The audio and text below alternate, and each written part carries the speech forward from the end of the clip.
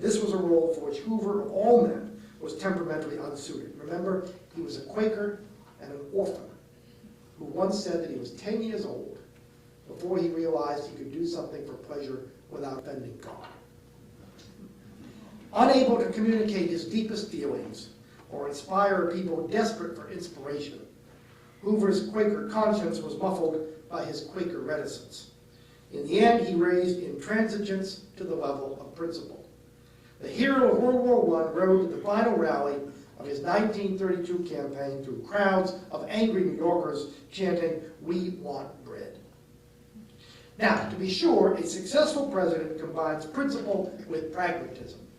Certainly Harry Truman did not lack for principles, as he showed during the explosive years after World War II, when NATO, the Truman Doctrine, and the Marshall Plan were all improvised with the help of Republicans in Congress, one of them being Gerald R. Ford. In Korea, Truman redefined the meaning of war itself. A generation raised on unconditional surrender found it difficult to accept what Truman called a police action. I think there are real parallels between what Truman was trying to do in Korea and what George W. Bush is trying to do in Iraq. And I'm not forming judgments about either, but I think if you stop and think, a whole generation that had just fought World War II and had seen that war end on the battleship Missouri in a formal surrender ceremony is suddenly confronted with this kind of war. It's a collective war because there's the United Nations. It's a limited war because we have atomic bombs. It's not even called a war, it's called a police action. And guess what? What is victory? Victory isn't vanquishing your opponent. Victory is restoring the pre-war boundary. No wonder it was difficult for many Americans to grasp or accept such a radical departure. In firing General Douglas MacArthur, Truman upheld the principle of civilian rule over the military at no small cost to his short-term popularity. The fact is, people are nostalgic about Harry Truman, but his second term was a disaster in terms of, if you look at the polls, after he fired Truman, he had 23% approval rating. He left office with 31% approval rating. That's Nixon at Watergate levels. It's only in retrospect and seen through the prism of his successors that all of a sudden Harry Truman begins to look a lot better than he did to his contemporaries. Harry Truman famously likened the modern presidency to riding a tiger. If he never lost his mount, character had much to do with it. Few presidents have seemed more comfortable in their skin. 3 things ruin a man, Truman once observed: power, money, and women. I never wanted power, I never had any money, and the only woman in my life is up at the house now. Harry Truman, to use a modern term I suspect he would loathe, was grounded, as was Gerald Ford, as was Calvin Coolidge. Now, it is not easy to stand before a sophisticated audience in 2006 and say nice things about Calvin Coolidge. One feels a bit like the Dixie Chicks performing in front of the VFW. Over the years, Coolidge has been stereotyped as Silent Cal, and his 5 years in the White House a dull interregnum between the heroic Progressive era and the electrifying New Deal. Even among his contemporaries, many scratched their heads in bewilderment over what H.L. Mencken labeled the greatest man ever to come out of Plymouth Notch, Vermont. Cafe society sneered at Coolidge and the culture that produced him. Alice Roosevelt Longworth observed that he looked as if he had been weaned on a pickle. When Coolidge opened his mouth, it was claimed, a moth flew out. And who can forget Dorothy Parker's immortal wisecrack on being informed of Coolidge's death in 1933? How could they tell? If Coolidge seemed enigmatic to his contemporaries, he appears downright prehistoric to those of us accustomed to contemporary political theater with its sound bites, rose garden reveals, and cool blue backdrops.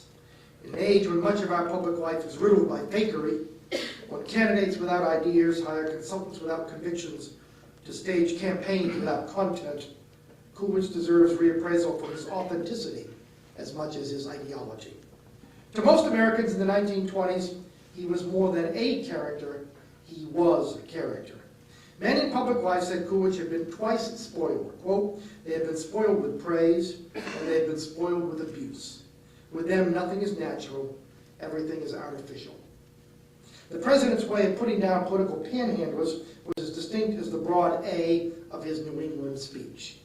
When Congresswoman Ruth Hanna McCormick of Illinois laid siege to the White House hoping to secure a federal judgeship for a prominent Chicagoan of Polish descent, she arranged for a delegation of Polish Americans to lobby the president in person.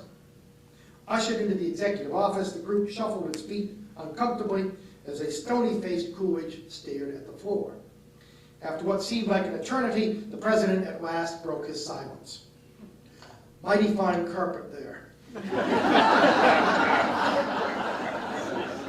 His visitors, at once relieved and expectant, smilingly nodded in concurrence. New one, said Coolidge. Cost a lot of money. His visitors' smiles widened. She wore out the old one trying to get you a judge. End of interview. Belying the later stereotype of the man who measured life with dollar signs, on the 150th anniversary of their independence, Gerald Ford was president in the bicentennial year, Calvin Coolidge in the sesquicentennial year. Someone asked President Coolidge what he was doing at the Philadelphia Fair. He said, "I'm going as an exhibit." But once there, he spoke the following words. You wouldn't expect to hear this from the Calvin Coolidge of myth. He told Americans that theirs was, quote, an age of science and abounding accumulation of material things. These did not create our Declaration. Our Declaration created them. The things of the Spirit come first.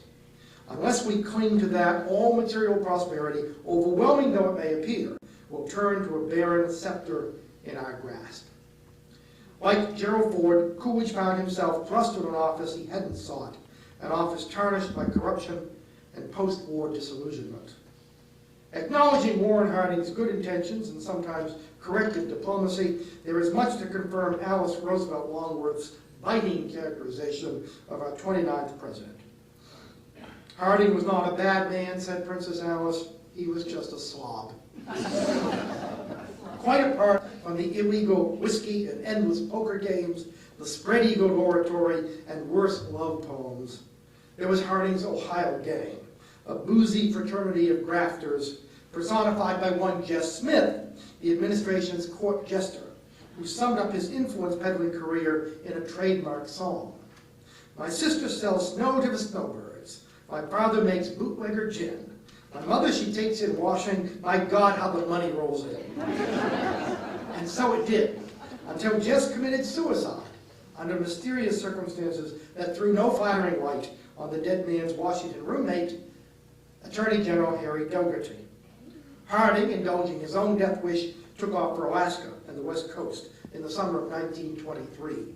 But he could not escape the scandals tearing at the vitals of the Veterans Bureau or the much larger peculations that would come to be known as Teapot Dome. Entered Calvin Coolidge, sworn into office by the flickering light of a kerosene lamp in a Vermont farmhouse that itself symbolized the rugged values of rural New England, where democracy and self-reliance were synonymous. Said Coolidge, quote, things are so ordered in the world that those who violate its laws cannot escape the penalty. Nature is inexorable. If men do now follow the truth, do not follow the truth, they cannot live.